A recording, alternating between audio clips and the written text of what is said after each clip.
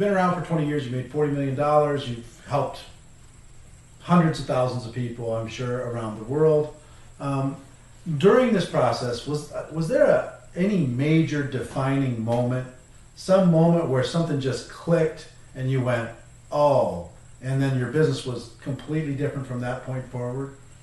I'm sure there's many. Yeah, I mean, you know, over time you obviously have different experiences with different people and different scenarios, but I came out of the real estate industry, and when I had first joined this company that I'm involved with now, I went out and I started calling my friends, and I called a friend of mine that I used to do very large deals with, right, $1 million deals with, and he worked at Coldwell Banker, and so I called him up and I said, I'm going to come down and talk to you. I got to show you this.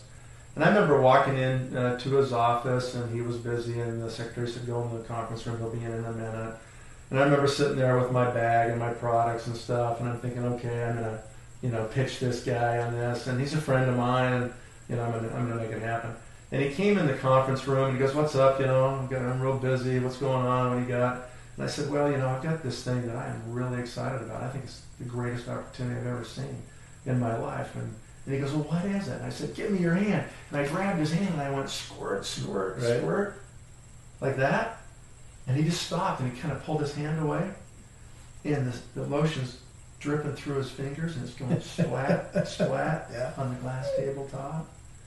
And he just looked at me, and he goes, are you out of your mind? what's happened to you? Yeah.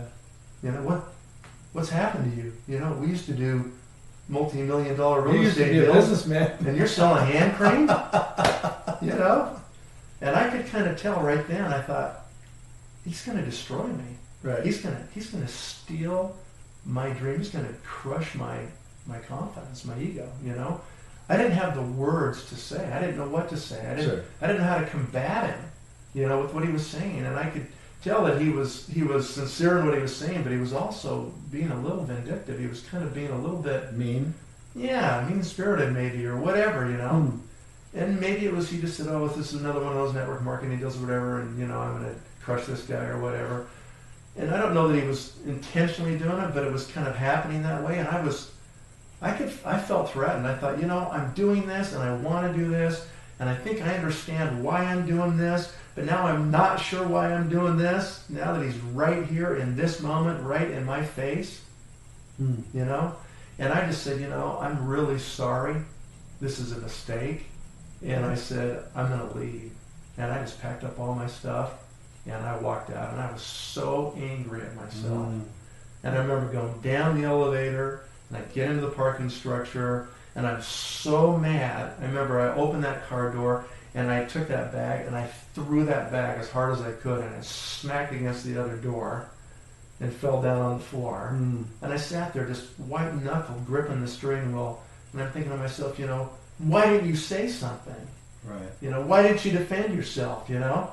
And it was really a frustrating moment. And I remember I had one audio tape from a person in our company. right, It was the only thing that was out there at the time. And I remember 2 minutes later, I'm driving down the road, and I'm listening to that audio tape, and I'm trying to get my attitude back. Because I really am, like, shaking. I'm shaking. I'm like, right, I don't know why I'm doing this for sure, you know. How am I going to overcome that? right, And I just remember listening to what that person was saying on that audio, and I was thinking to myself, that's why I'm doing it. Right there. That is why I'm doing it. Why didn't I say that? right, Why didn't I say I'm doing this because I don't want to do deal after deal after deal and be unemployed every time I close a transaction like you and I have been for the last 5 years of our lives, and have to start over from zero every time we close a deal and find the next deal, or we're unemployed. I don't want it anymore. I want residual income. I want to be free. You know, why didn't I say that? And so that was a really defining moment for me. So That's when I kind of decided, you know what? That's why I'm doing it. Right. I'm doing this to be free. right, It's not about hand cream. no, It's not about pills. It's not about supplements or a juice or anything else. I'm right, doing it so I can be free. right. Well, I will tell you, I think that's good. I think we've all had those. We've all had several of those. Do you need to get that? Yeah. Okay. I'll grab it. Sorry about that. That's okay. I'll just wait till it's done. Okay. Well, I think we've all had those moments. I've had those moments several times. I mean, you have self-doubts you go through in any business, as you're building and you're growing. Right. Well, let me ask you this. I mean, first of all, I appreciate you taking the time and sharing some of your information. I think a lot of this was really, really valuable information. But do you have a particular message? Is there something that you're known for as far as what you consider your core message in this network marketing profession? And if you have something like that, if you look in the camera and we got thousands and tens of thousands of people that will be watching this program right now, what would you say to them if they're either looking at the profession or they're involved in the profession? If you have a message, why don't you give it to them? Well, I think the key really is that you've got to decide that you're going to do it. You got to decide that you have enough courage that you want to be free. And I guess the main message I have, really for everybody who might be listening out there, the main message is, don't be afraid. Have faith. Faith and fear can't coexist in the same body. So if you're full of fear, you don't have any faith. Okay, it takes faith. You got to believe in yourself. You got to believe that it can happen. And sometimes you're doing that against all odds, against spouses that don't want it to happen, friends that don't think you can do it, people that have never done this but think they know better and are going to tell you all about it and why it won't work, okay? You got to believe in yourself enough, and you've got to be consistent enough that you can, keep putting one foot in front of the other. And if you do that, then what happens, and what's really critical, is that eventually you'll start to understand how to make it work. You'll figure it out, okay? And then as you figure it out, it'll make you free. That's really been my message, I think. My message has been to people, don't trade your life away. That's the big risk, is that you trade your life for a pittance. You rent your body and your brain to somebody else for nothing. For what? So you can start over in January with nothing and hope that you still have a place to go show up? What's so great about that? Where's the security in that? There is none. It's an illusion. The only security is in you, right here and right here.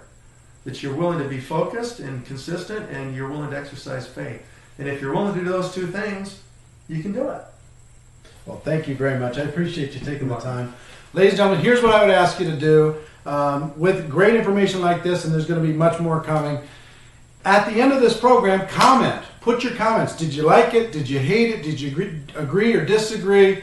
Do you have any follow-up questions for me? I'd be happy to answer in future shows. I'd be happy to do that. But please be part of the discussion. Be part of this process of helping our profession go to the next level. So to close, what I will do as always is my hope for you is you decide to become a network marketing professional. I hope you decide to go pro. If you do that, we can be the change that we're looking for in this great profession. Everybody take care. And from St. George, Utah, we'll see you next time. Bye-bye.